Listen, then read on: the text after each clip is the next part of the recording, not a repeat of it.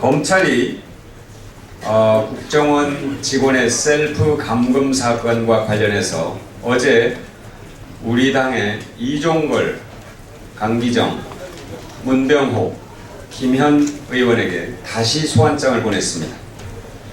민주당은 당 차원에서 검찰 소환에 응할 수 없다는 점을 분명히 밝혀왔습니다. 민주당은 이미 여러 차례 그 사건은 국정원 직원이 불법 대선 개입 혐의 현장이 발각되자 스스로 문을 잠그고 밖으로 나오지 않은 것이지 우리 당의 관계자들이 감금한 사실이 없다는 점을 분명하게 밝혀왔습니다. 이럼에도 불구하고 검찰이 우리 당 의원들에게 지속적으로 소환장을 보내는 것은 국가기관 대선 개입 사건의 본질을 흐리는 정치 수사이기 때문에 더더욱 소환에 응할 수 없다는 점을 거듭 밝혀둡니다.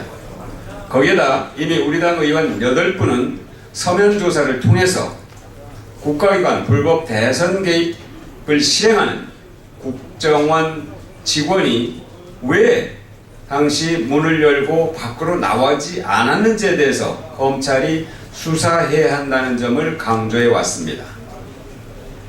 검찰은 이 점에 대해서 분명히 밝히고 혐의가 없는 민주당 의원들에 대한 수사를 종결하기 바랍니다.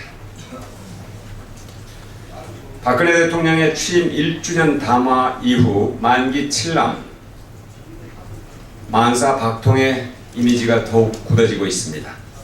박 대통령이 신뢰와 원칙을 바탕으로 한 국정 운영 대신에 불통과 독선의 이미지를 더욱 강화하고 있습니다.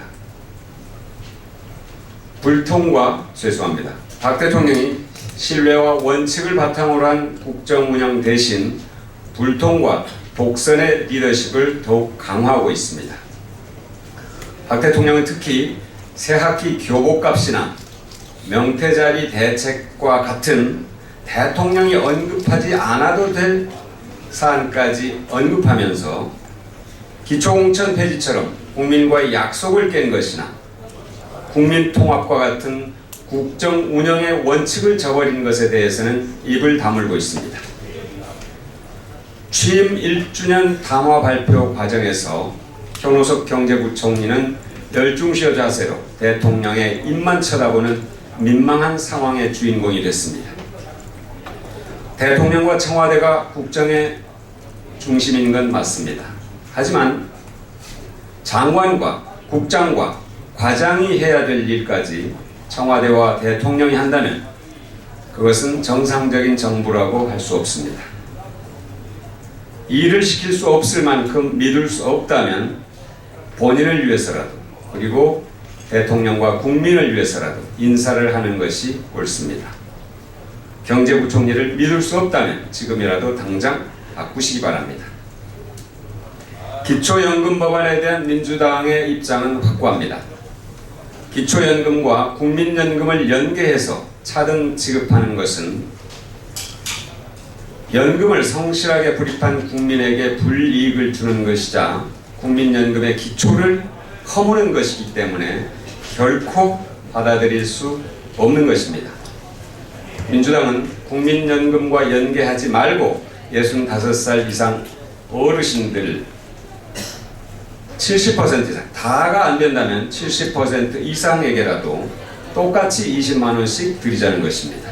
민주당 안은 효도연금, 평등연금이고 새누리당 안은 불효연금, 차별연금입니다.